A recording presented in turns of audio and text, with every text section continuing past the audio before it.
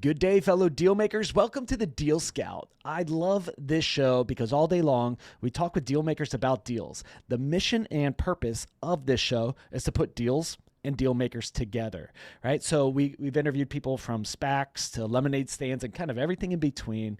And we see a lot of stuff going on in the world of the stock market and wealth advisors. And, you know, you'll see their stuff on LinkedIn. And what I want to do is find the industry leading expert on marketing for these kind of industries. So I brought my buddy, Charlie, to talk about it on the show. Charlie, welcome to the Deal Scout. Josh, thank you, man. A pleasure to be here. Absolutely. So you also live in Florida. Why don't you kind of give us an idea about who you are and what you do? Goodness. Yes, I live on the east coast of Florida in Volusia County. Cool place to be. If you're looking east, actually looking west isn't too bad either, but I like looking east. So we're close to the ocean, spend a lot of time there. I married a Florida girl, Josh. I don't know how I ended up I do know how I ended up here, but never in my wildest dreams did I think I'd live in Florida, right? I'm a ski guy. I grew up skiing and snowboarding and, partaking in winter sports. And here I am in Florida and trying to figure out how to surf and paddleboard and, whatever. So, Social Advisors is our company. I started that about 9 years ago. I've spent the 15 years prior to starting Social Advisors in financial services, working for a handful of business development marketing companies in the industry, and thought I had a better way. So that industry is so heavily regulated, right? So compliance and what you can and cannot say is a big component of financial services. And so the way the industry reacts to marketing is, let's give you a canned suite of things you can do. Don't do anything outside of these parameters, and keeps everybody safe. But marketing becomes really, really sterile and duplicated. So if you know how to navigate the, let's say, pitfalls of that compliance regulatory environment, and you can do some personalized marketing and messaging, you got an opportunity to succeed there. So that's what we did 9 years ago. After working for some canned templated content companies, I started Social Advisors with the premise of working, high touch, white glove service for advisors to help them develop a brand, personal brand, professional brand, and leverage the distribution channels of our day to get their message out and find new clients. Yeah.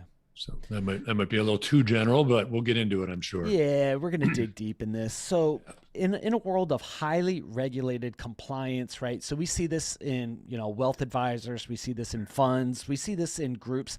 Anytime you're talking about money, whether it's insurance or whatever, there's a lot of people who say this is what you can and can't say.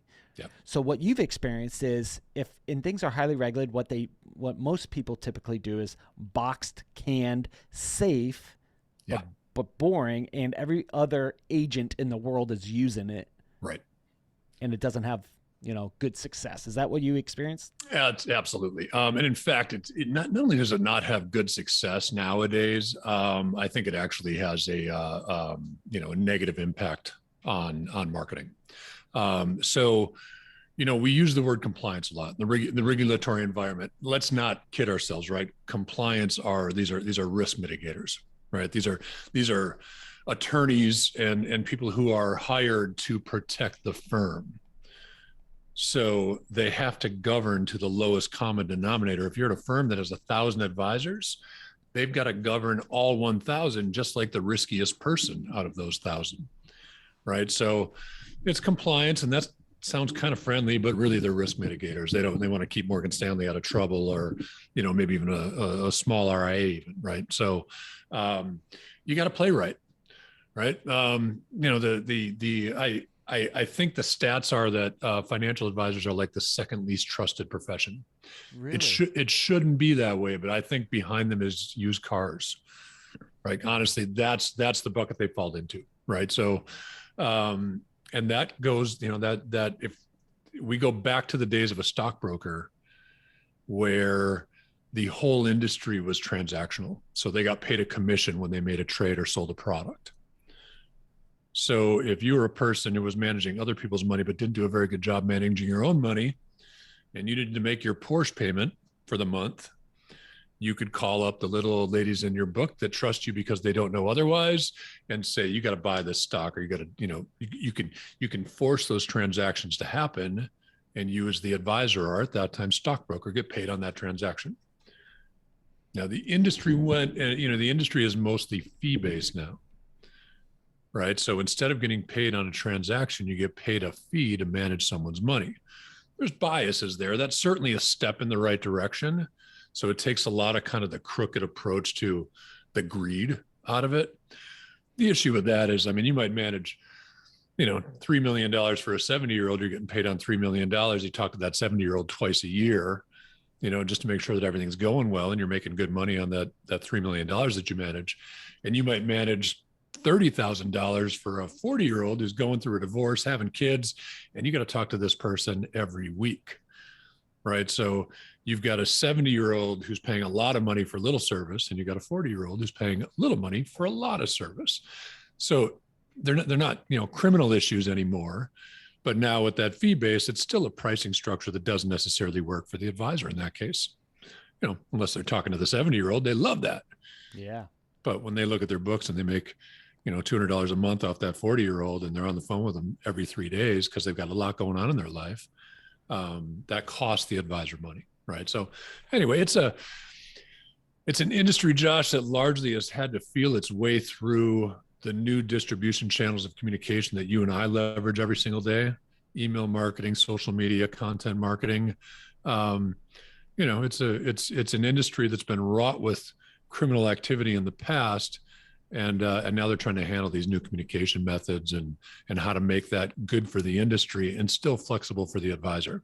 It's good for the industry, the compliance. It's not real flexible for the advisor.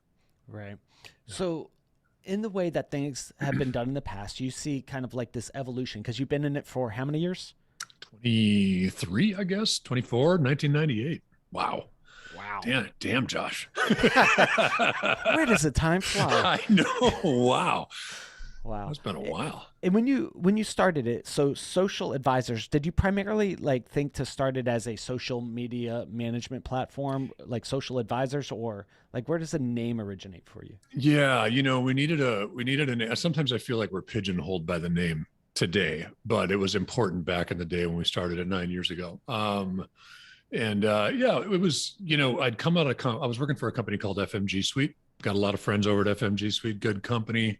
But they have that kind of canned model, if you will, right? So I don't know how many clients they have, but I would imagine it's in excess of 50,000 clients. All of those clients share the same 250 pieces of content that are industry approved. I'll say not actually approved. The industry would never say we approve it. They'd say, we don't object to it. Anyway, that's just, legal jargon to make sure they never get in trouble with something, right? Yeah. So you've got, let's say, whatever the number is, tens of thousands of advisors out there all flying the exact same 250 pieces of content.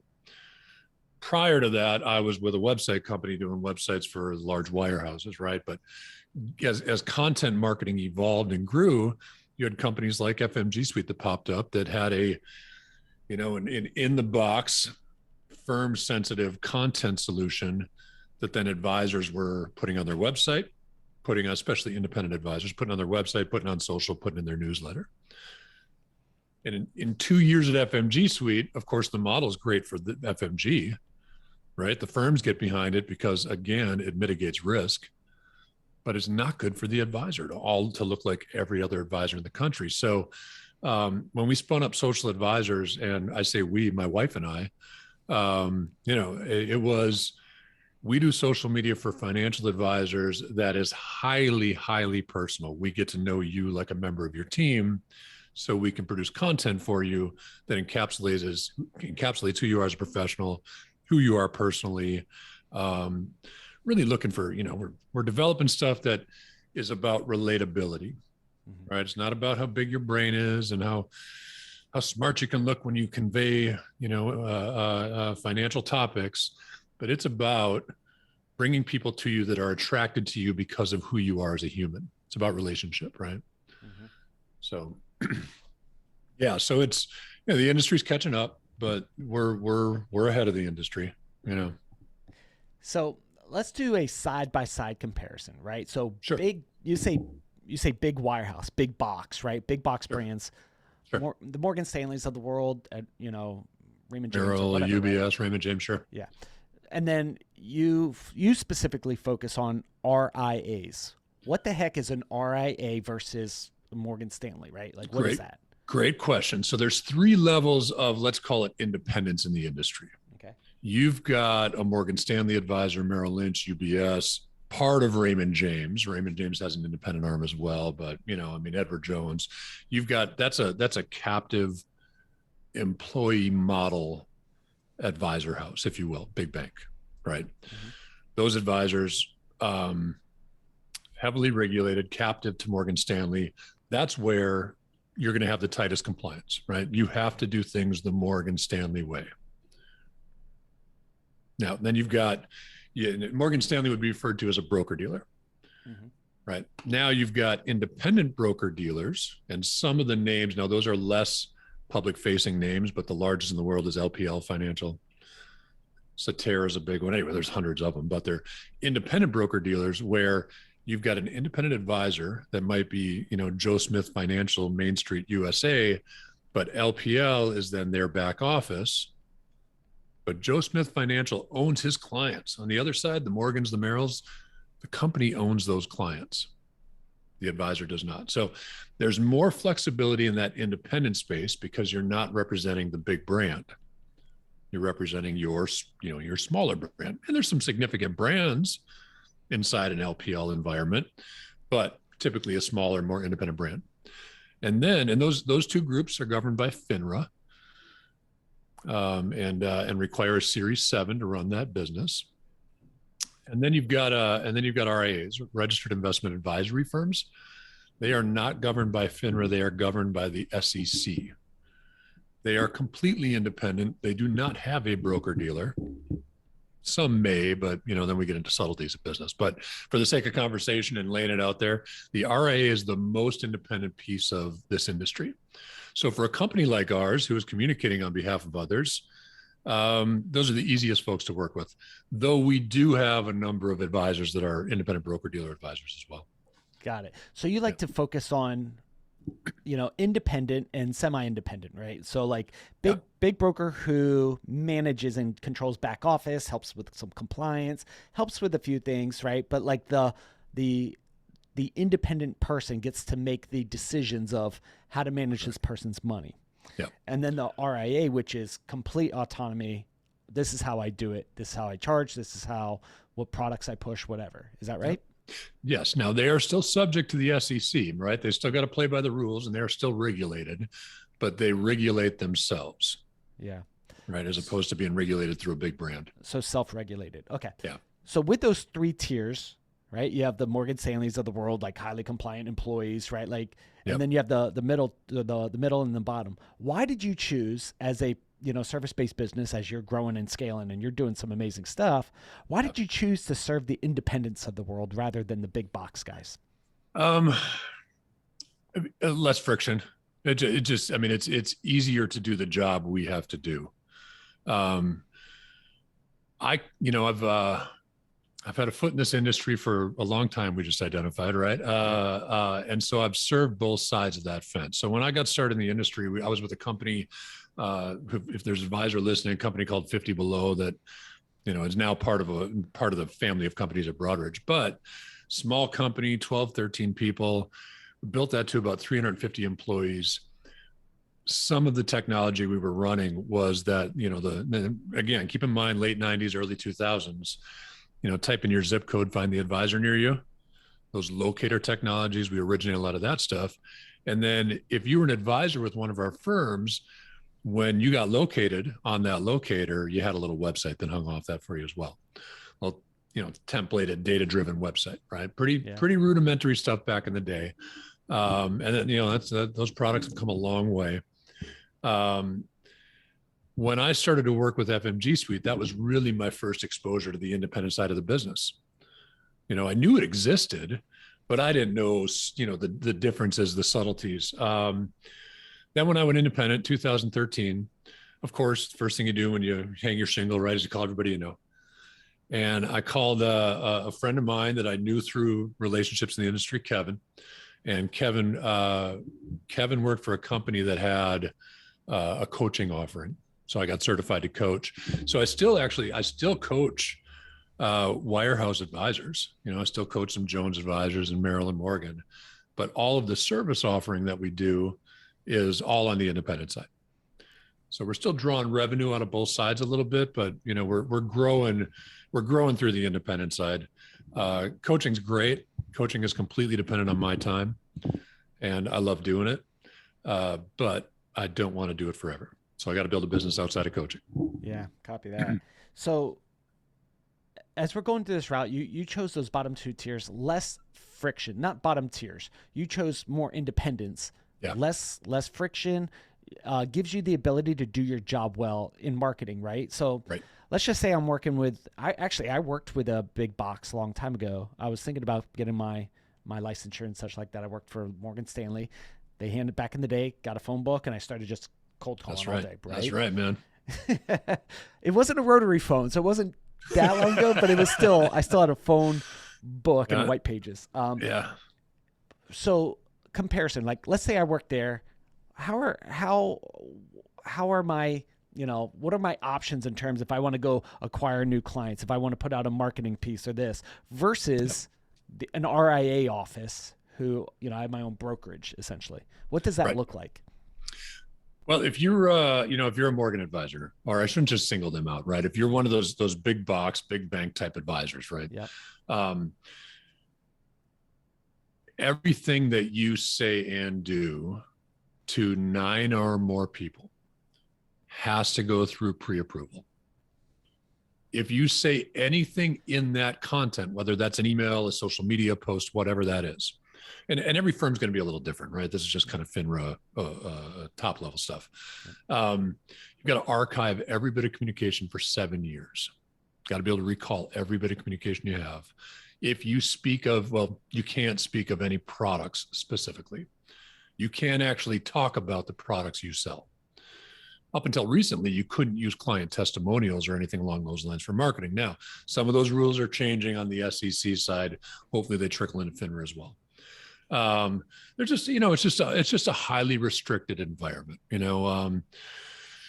Most of the review, it's all the reviews done with automation now, right? It's not like somebody's looking at everything you do, but if you use the word sure, it's going to get flagged.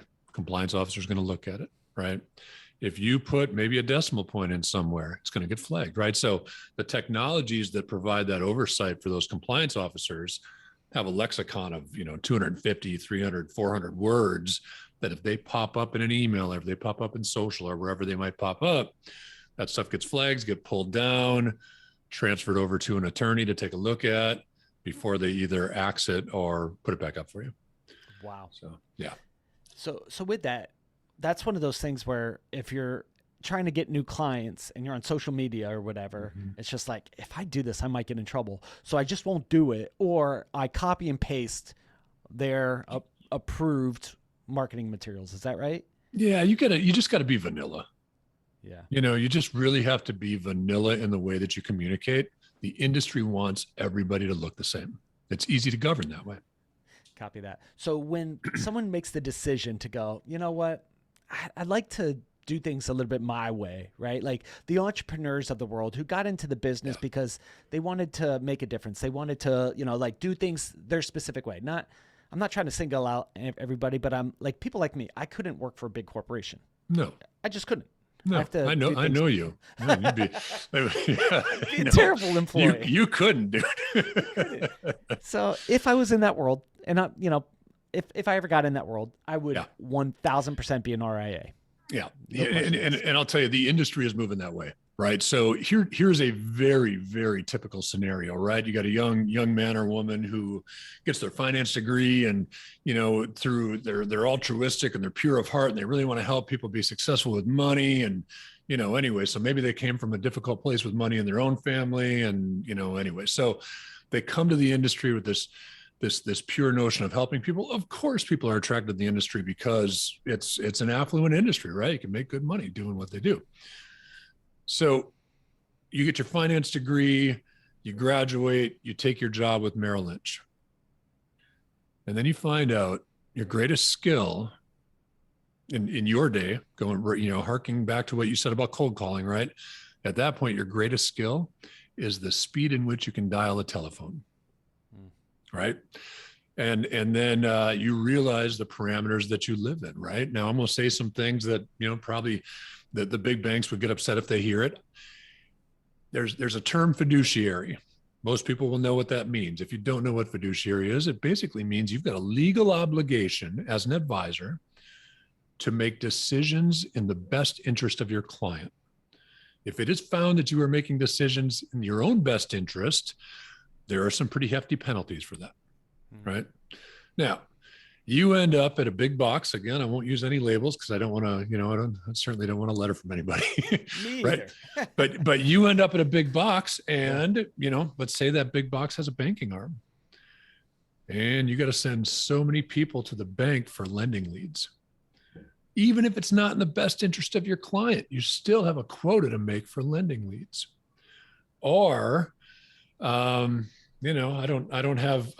can't produce a document that would show this. I don't know that one exists, but those big banks, they sell products from third parties, right? And those third parties charge and incentivize the big banks in different ways. There is a pay to play, and I don't think anybody who works for any of those big banks would open up to this. There is a pay to play for those third party products. Those people who do whatever they need to do to get to the top of that list so that there's more of their products being pumped out into those clients' portfolios. Those folks are there for a reason, right? Those are the products that get sold, even if they're not the best products for the client. Wow. So the industry, for a number of reasons, is migrating to independence. Has been the whole time I've been involved in the industry. So you might be challenged to be a true fiduciary. What'd you say? How do you say that? Fiduciary. Fiduciary. That might be a challenge with certain organizations because these are the products you're allowed to offer. You can't offer anything else. And we're going to incentivize you. We're going to have a spiff on these kind of gigs. Yeah. You say challenged. I say you can't do it. Copy that. I don't think you can be a fiduciary and work for the big bank. So you have a special place in your heart for RIAs and the independence of the world, right? Well, I like the rebels and the entrepreneurs. Yes. Yeah. So with that, we're actually working on a project together, and you have a podcast show. Why don't you give a shout out to your podcast show? Yeah, great. So, and you and your partner Chris do a great job. The podcast is called RIA Collective. I think we've got, Josh, 8 or 9 episodes up now. We probably got 5 or 6 more interviews banked, and more people on the list for interviews every day. So it's cranking. Yeah. As I've watched the industry change, the one trend I've seen in 20 years, right? The one trend I've seen is this migration from captive big bank to independence. And I've always kind of asked myself why. I've got some answers to that. I've also watched people make that migration, and in some cases do it with very little friction. Move their clients over, no big issue from the big bank they were working with. I've seen others do a terrible job at that transition. And in fact, so bad to the point where they get out of the industry because they've lost all the assets they built when they were with the big bank. Now, they all signed agreements that said that those were the big bank's clients. I'm never going anywhere. These clients belong to you, not me. At the end of the day, those relationships still belong with the individual advisor. So the premise behind RIA Collective, and I think it's a valuable one for the industry, is why do people make that move? And what are the people that are doing it with less friction doing that the ones who are struggling with it are not? And so we're interviewing RIA leadership and others. Our mutual friend Corey, we interviewed. His episode will come up in the next couple of weeks here, but he's a breakaway attorney. Great knowledge, great interview. Looking forward to that to air. Yeah, it's a podcast interviewing RIA leadership, people who have gone through that transition, and it's designed for listeners who, again, graduated with that finance degree, trying to make a difference in people's lives, ended up at one of these big boxes and said, whoa, what did I just get into? And aspire to be independent in the, in the coming months and years. What have you found? So, on this topic, what have you found is some of the main things? You mentioned entrepreneurship, right? Like, what are some other determining factors would inspire a person to go RIA? Um, I can answer that a couple different ways. So in the people we've interviewed, Rachel Burns, who again is one that we've got in the bag, and we'll produce that here in the coming weeks. Rachel Burns, I didn't even know this. We do a 30-minute phone interview before we do the recording, right? And Rachel made that move after being at, I want to say, Morgan Stanley, UBS, and Merrill Lynch. Made that move to because she had her family had health complications. She needed a more flexible route. Um, People who come to this industry knowing they can make a good living, when you work for a big wirehouse, you give a lot of the revenue that you produce to that wirehouse for your office, for your technology, for your assistant, whatever, right? As the more you get, the more independent you become, the more money you retain. You get to make decisions on how to use that money instead of piggybacking on their decisions. Now, of course, the more independent you become, the more responsibility you have for your business too. When you're at Morgan Stanley, man, you're an asset gatherer. As much as you want to put together portfolios and really do all the strategic work behind your clients' needs, mostly you're out there getting clients. Mostly you're the sales arm of Morgan Stanley rather than the fiduciary and financial arm of making portfolio decisions and such. So yeah, certainly there's that independent entrepreneurial, that mindset. In Rachel's case, we found out that health had something to do with it, and a more flexible lifestyle for her and her family. Mm-hmm. I'll tell you, one of the great drivers that I've gotten to see was, as technology evolves, it becomes easier to become independent. Right. So it used to be that if you wanted the best technologies, you had to work with the companies with the deepest pockets. And actually working with the companies with the deepest pockets probably hurts you in that arena now, because when you're, when you're a big box, man, your technology upgrades, those are projects. Right. So I will tell you, I'll throw names out there. I got a lot of knowledge. I don't know, whatever. I'll throw, Wells Fargo, for example. And Wells Fargo, and Wells people will listen. Wells Fargo notoriously has been behind on marketing in this industry for a very long time. Right. So they finally, whatever corporate decision-making process they go through, they finally say, we're going to dedicate $2 million to marketing technology in 2022. And they did that, and things have changed. And Wells marketing platforms are better today. Their advisors can actually do webinars. Wow, revolutionary, right? Mm-hmm. But so they put a bunch of money into a project in 2022. Well, listen, the next time they put a bunch of money into marketing, if history tells us anything, is probably 2029 or something, right? So what they build today is going to sit on a shelf for 7 years, and they'll put Band-Aids on it over the years. They'll do what they got to do. But in an open market, where's technology going to be in 2029? Wow. Right. And I'm throwing that number out there. Maybe it's 2027. I don't know what their cycle's like there, but I can tell you that up till this year, their marketing technology was behind the industry. Meanwhile, you've got great technologies in the open market, like, eMoney and Orion. And I mean, I shouldn't start naming them because I could name a lot of them. But these folks are putting R&D in every day. And so the big boxes treat it as a project. And you might have the greatest, shiny thing today, but you're going to be rubbing the rust off that sucker in 3 years. So that, I think technology is a big driver of that change. And you can actually get better technology in the open market now than you can working with the big stores. Yeah, that's super interesting. I never thought of it that way. It's, as if I were to come on, let's just say I'm, wet behind the ears, I'm going to step out and I got all the licensure and I'm kind of exploring what do you guys have to offer over here versus sure. I could do it on my own. If I'm looking, cost benefit analysis or whatever, I go, well, I could actually acquire more clients with less friction for myself and take more profit. But then I have to, like you said, I have to focus on not only acquiring clients, managing the clients, managing the portfolio, and all the business side of it. So let's talk business side of the hunt, the deal scout, right? Like we focus on putting deals together. So for an RIA, who said, you know what, I see it and I think I would do better because of my network and my ability, to do this. I'd do better on my own. Yeah. But they go, all right, this marketing thing, I studied finance. I did not study marketing. So Charlie, I need your help. What are some strategies that you use to help me, an RIA, get clients? And then two, how do I know I'm not going to get in trouble, right, with compliance stuff? Sure. So what do you think? Even as an RIA, you are likely to partner with a third party that handles your compliance, right? So those things still are going to have eyeballs on them. Now, working with a firm like a Social Advisors that has 20 plus years of experience in the industry and has navigated compliance for dozens and dozens and dozens of firms over the years, there's certain things you say, there's certain things you don't say.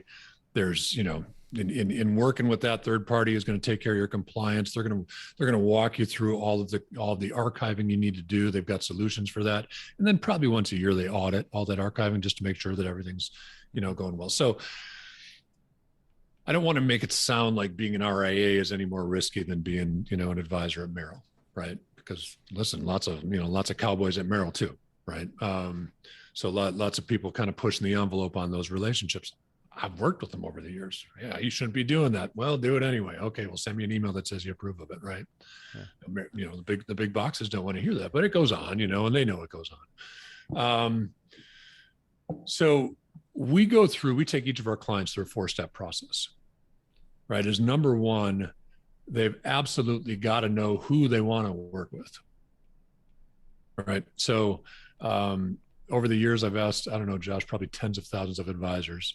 Oh, who's your target audience? Who's your People niche, with money. right? Anyone with money, man, you can fog a mirror and you got some money. Hell yeah, bring them. Nah, it doesn't work real well. You really, you're in, this is one of the most competitive professional services space, industries in the country, right? Probably in the world. There are FINRA's numbers like 681,000, I think, of advisors, licensed advisors in the country, RIAs included. Probably, let's say 450,000 practicing. It's a lot of people. Wow. Yeah. And if you say every retiree and every pre-retiree, which is literally everybody, is your audience, then you've got a lot of competition there. The more narrow you get,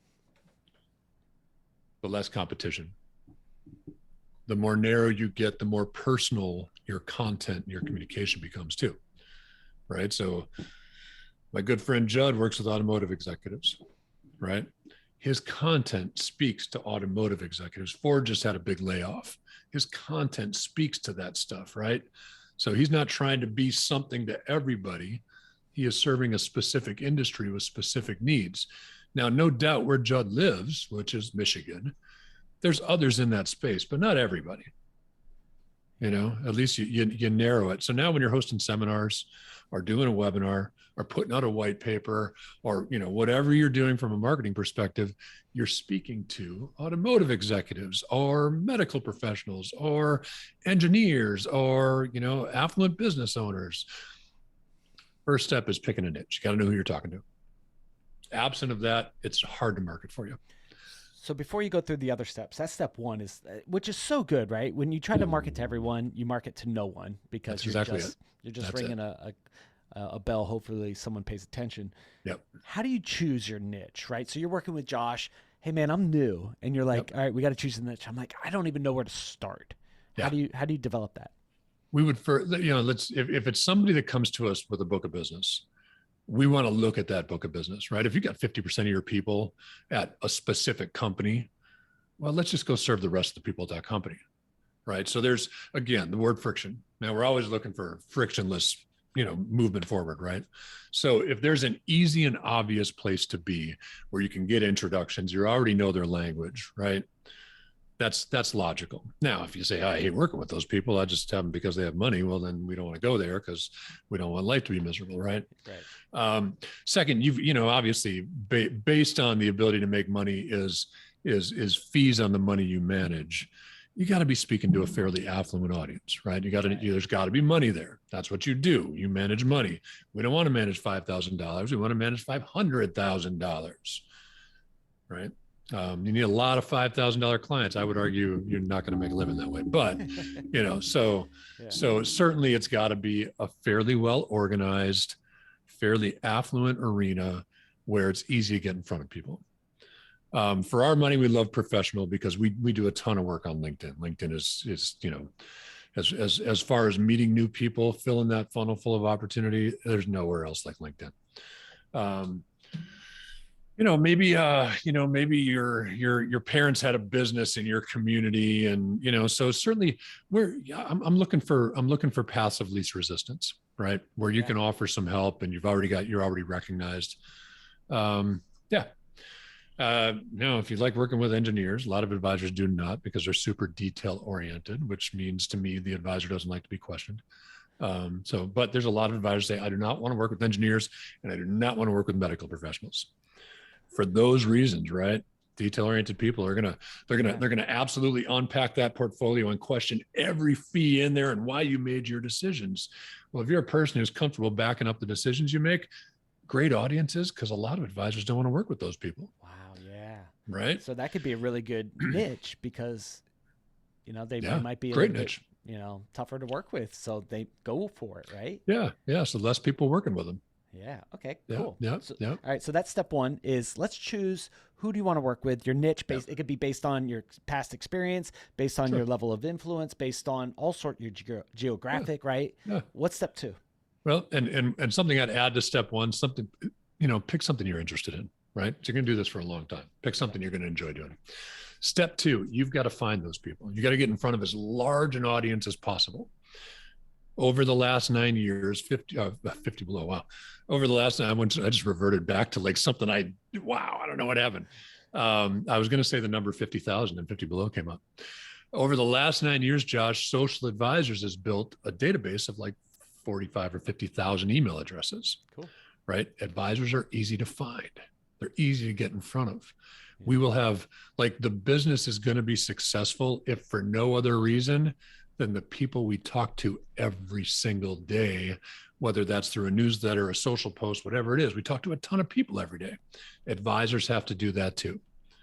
The easiest place to find most targets is LinkedIn, right? It's easy, right? There's a culture around LinkedIn. It kind of went spammy for a while, but it's coming back. There's a culture around LinkedIn where it is truly a networking platform where people are open to meet new people. Now, if you go in there selling hard, you're not going to have a lot of success. That's right. But you got to go in there and build relationships and be relatable. And, you got to get in front of a huge, and you can do that in some cases with advertising, though advertising is a little tough. The advisors we work with do not have the budgets of the big boxes we've been talking about. Right. So your competition, if you're running ads, your competition is steep. And by the way, as consumers, we see like between 6,000 and 10,000 ad impressions a day. Wow. So cutting through that's really tough, right? Now, there's a place for ads, but it's typically not that top of funnel, get to meet people, right? We like to retarget just to keep the brand present. So you got to be able to build as large a database, as many friends and, as many people as you can meet within that niche that you choose. That's number two. Okay. And third, you got to nurture that, right? So where LinkedIn got a bad name is that people would automate the invitation process. And as soon as you hit accept, you get a message that, hey, buy my widget. Yeah. Right. Hey, I don't know you. I don't know anything about you. First name. Exactly. Yeah, exactly. Right? I love that. That. Hello, first name. Yes. Buy my widget, right? I don't know you, know nothing about you, buy my widget. So you've got to have some tact, right? And like any purchasing decision, it's all about timing, right? There's all these milestone events in life that really create the need for an advisor. Whether that's you just had kids or you're just getting married or you just bought a house or you're approaching retirement or whatever it is, right? There's a lot of milestone events. So the harder you sell up front, the worse you're going to do down the line, right? Because you're going to alienate people. So you nurture not by asking someone to buy your stuff right away. You nurture by demonstrating your expertise, certainly. Now, in large part, I like to say you're an expert because you tell people you are, and there's truth to that. Your designations, your experience, your education, all this stuff, those are credibility factors, right? Those support that claim of expertise. Content marketing. I'll tell you where I think the industry is really bad at content marketing. All that canned stuff we talked about at the top of the hour. Yep.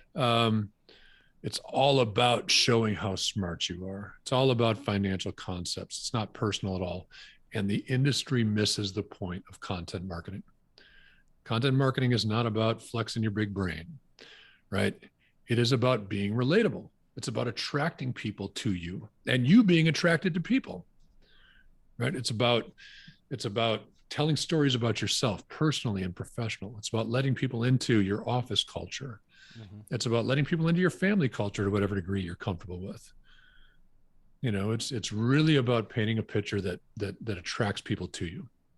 Now, if you're talking to 5 people, that's hard to do, right? If you get one of those, that's 20%. If you're talking to 5,000 people, that's easy to do. Yeah. Right? 10,000 people, 50,000 people like we've built over the last 9 years. Yeah. Right? It's easy to find that. So I think, and this is an assumption, but I'd like you to say, Josh, you're right, or Josh, you're absolutely wrong, right? Yep. I think a lot of people start with the list, right? Like they're going, okay, here's a list with people with money, and then they start marketing and all this crap, rather than who do you actually want to talk with, build something personalized, focus on them, right? I think people start with, all right, I got a phone book like I did, and I start dialing numbers, or here's a list that I bought off wherever. Yeah. Do you am I right on that assumption? People start the wrong place? Well, I think, your experience with the phone book, that might be the part that you remember the most, but I'd be willing to guess that the day or week before you got that phone book, it was make a list to your 40 closest relatives. Yeah. Right. Draw circles on the board and absolutely. Yeah. Right. So now you got to go freaking prime your family. How obnoxious is that? Right. Yeah. I'll tell you a fun story about when I was an MLMer for about like 2 weeks one time. I got bad knees from just being an athlete my whole life. Right. So my buddy was selling Monavie juice, and they had a glucosamine, and man, I drank it for a couple of weeks. I get all my essential vitamins, and I get this glucosamine for my knees. I was feeling great, Josh. Like I was probably 35 at the time. I felt like I was 22 again, Yeah. And so I'm like, damn, I'm gonna sell this stuff. Some miracle stuff. I bought the sticker for the back of my car, right? And then anywhere I showed up, I was the juice guy, and I was like, screw that. Took the sticker out the back of my car. I drank the juice for a long time. I don't anymore. I probably should, but like I went from I show up at a family function like, oh Jesus, here comes cousin Charlie. He's the Morgan Stanley guy going to try and sell us all while he's here, right? Jeez, You don't want that. But that's where you probably started before the phone book. Yeah. Right. It was so it's there's this churn and burn mentality that used to exist. Sales has changed dramatically. It used to be you'd have to go to the car dealership to learn about the specs on the vehicle. Yep. Damn, now you don't go to the car dealership at all. Probably go to Carvana, whatever it is, right? Yeah. I got a good friend of mine who's a GM at a local dealership here in Daytona Beach. I can tell you, the dealer model's changing, right? That sales has changed dramatically as we become a more educated consumer. Yeah. You're not going to call me and say something magical to me that's going to make me decide that I want to do business with you, having never met you, but now I just got a phone call, right? I'm certainly doing my research. There's so much opportunity to become a more knowledgeable consumer, that the role of a salesperson has changed. And I will tell you, I'll make a stake, right? Good marketing supersedes sales all day, every day, forever, right? Yeah. Wow. If you're good at marketing, you do not need sales. It should do it for you, right? You got little armies on the website and your email. You got little armies on LinkedIn working for you. They're getting you ready for the close, right? So in your 3-step process, I heard choose your niche, choose your people, right? Like these are marketing strategies for, any industry could use this, but this works really well with financial advisors, RIAs. Yep. Choose your niche.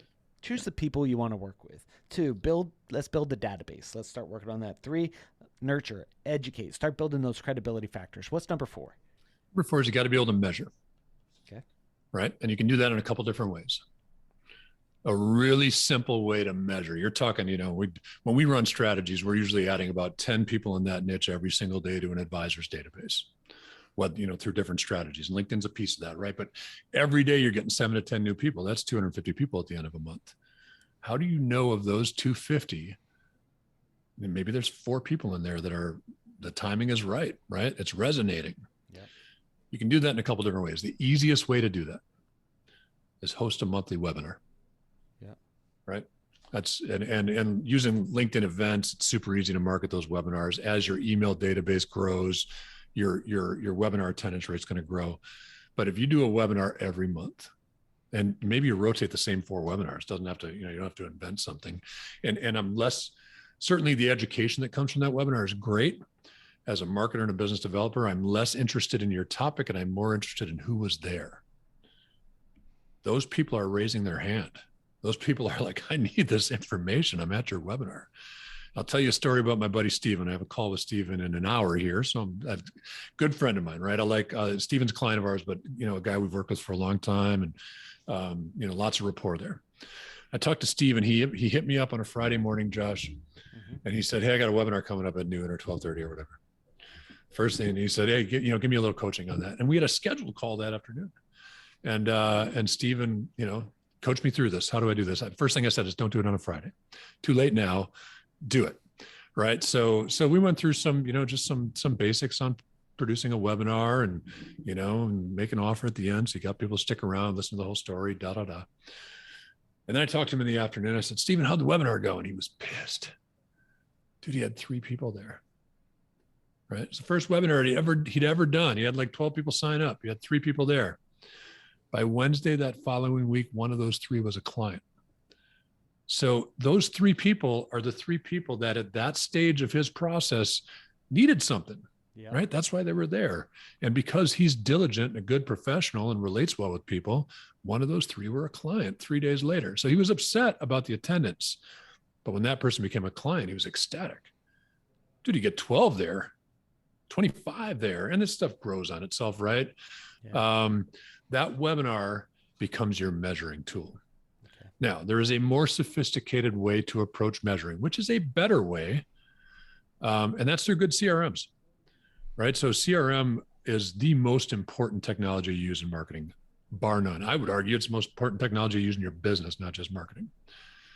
Now, our industry has some CRM. So when I say CRM, most advisors go, oh, I got a CRM, I got Redtail, I got Wealthbox. And you go, okay, but what are you going to do with that? Like, that's a good customer platform because it can do a mail merge, you get your quarterly fee disclosures out, you got all their account information there. That's great, but there's very little automation of those platforms. Mm-hmm.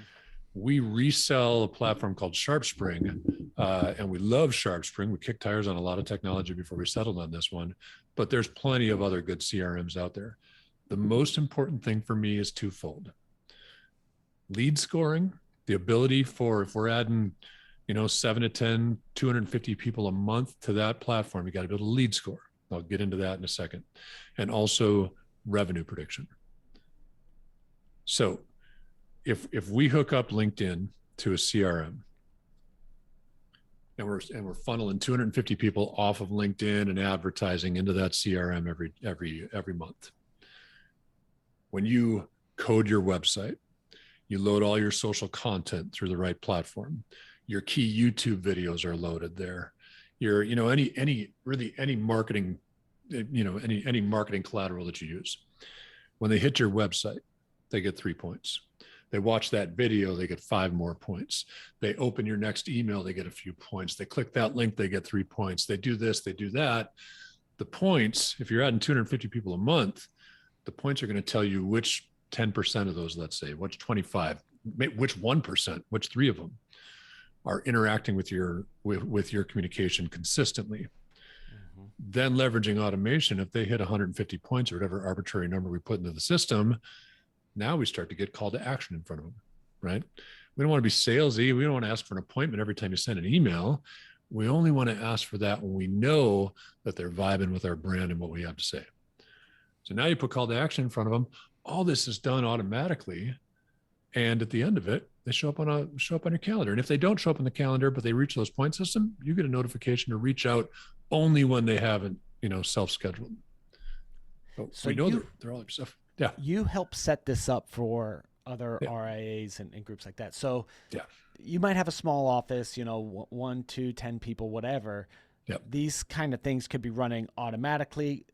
And then I could see a report in the morning on my whatever dashboard saying, oh, by the way, Josh looked at, 10 of your different pages reading about you. Yep.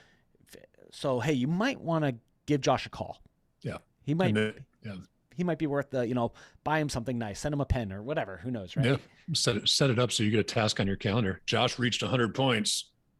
You get a task. Yeah. Or Josh ends up on your calendar because we put call to action in front of him. But yeah, it's all automated. And then the beauty of it is, Josh, is it's predictable. As your sample grows, and of course we got large samples because we've been working with a lot of advisors for a handful of years. But we can set up a revenue workflow, if you will. Or so that when people are at stage 1 of the process, 3% of those people might close one day, 3 out of 100, right? But when they reach stage 2, that becomes 10%, and then it becomes 25% as you go through the steps of your process. So people who funnel all the way down to the second last step, a good percentage of those people are going to close, and you can see exactly what the worth is to your business. So you can see 6 months out, here's what's coming. That's cool. Yeah. So it's a cool system. Yeah, I'd like that for our own business. Listen, man, next time I'm in Ocala, you can build it for us also. Yeah, that's right. We'll talk about it. Lodge, and then step on over to the office. So, Charlie, this has been good, man. Let me ask a few questions, and maybe some calls to action for our audience, right? Yeah. Because we've been jamming for almost an hour. It's crazy, man. Time flies. Yeah. Where could people go if they want to check out your podcast? One more time, what's the podcast name? Yeah, RIA Collective and RIAcollective.com. Okay. So who would be a good guest? Awesome guest. Yeah. Good. Thank you for leading me into this, by the way. Yeah.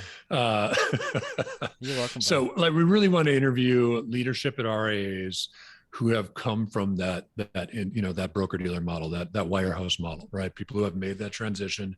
Again, breakaway attorney, Corey Kupfer was awesome. Corey had perspective that was not necessarily RIA leadership, but Corey's represented RIAs in that breakaway from the big bank. So he had a ton of great insight.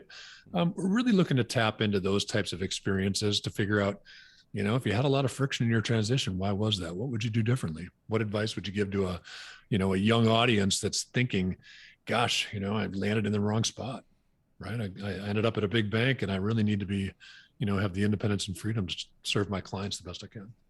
Super cool.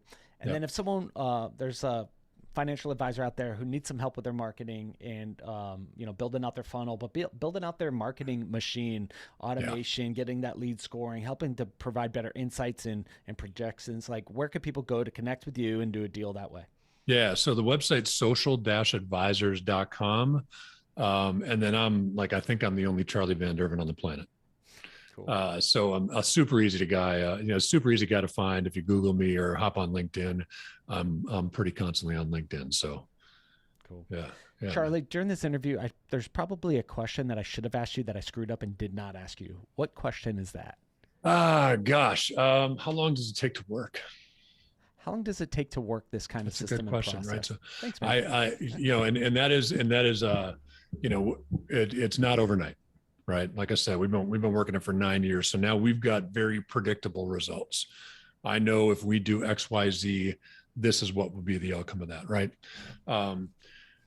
We do 12-month contracts. And the reason for that is because our typical client sees their first client from our services, usually around month 5 or 6. Often that's a person they met in month 1. If you come to this strategy, any other strategy out there, and you give it 3 months, you're going to be sorely disappointed in everything you try, right? I've talked to advisors who said marketing doesn't work. What do you mean marketing doesn't work? Of course marketing works. Of course it does. You don't have any patience, right? So I was at Snappy Kraken. In fact, our mutual friend Robert, right? Yeah. Snappy Kraken hosted a marketing conference earlier this year in Vegas called Jolt. And I was a panelist at Jolt, listened to a bunch of other panelists. It came up repeatedly. Whether you're listening to my friend Katie about video, whether you're listening to my friend Matt about podcasting, doesn't matter who you're listening to, 24 to 36 months. If you're going to commit yourself to social advisors, we want you to, but whether it's us or anything else that you're doing out there from a marketing perspective, 24 to 36 months. Yeah. Yeah. You really have to stick with it. You have to be dedicated to it. One of the issues that folks that serve this industry have is that a restaurant might spend 12% of their revenue on marketing, right? I don't know, another local business might be 8 or 9%. An advisor average 1% of revenue spent on marketing. No kidding. It's crazy. So if you're investing 3-4% of your revenue in marketing, recognize that you're below what the average business is investing, but you're tripling or quadrupling what your competitors are investing. Wow. Mm-hmm. Man, I'd like to, we'll do other interviews and work together. There's so many other questions I have as to why so, but Charlie, we're out of time. Fellow deal makers in the audience, as always, reach out to our guests, especially if what they're saying resonates with you. Find a way to work with them and do a deal. Their contact information will be in the show notes. So if you're driving or jogging or whatever, you can always go back to show notes and connect with our guest directly. Say, hey, heard you on the Deal Scout, want to do a deal with you. If you are working on a deal and you want to talk about it here on the show, head over to thedealscout.com, fill out a quick form, maybe get you on the show next. Charlie, love you, buddy. Great job today. Everyone else, we'll talk to you all on the next episode. See you guys.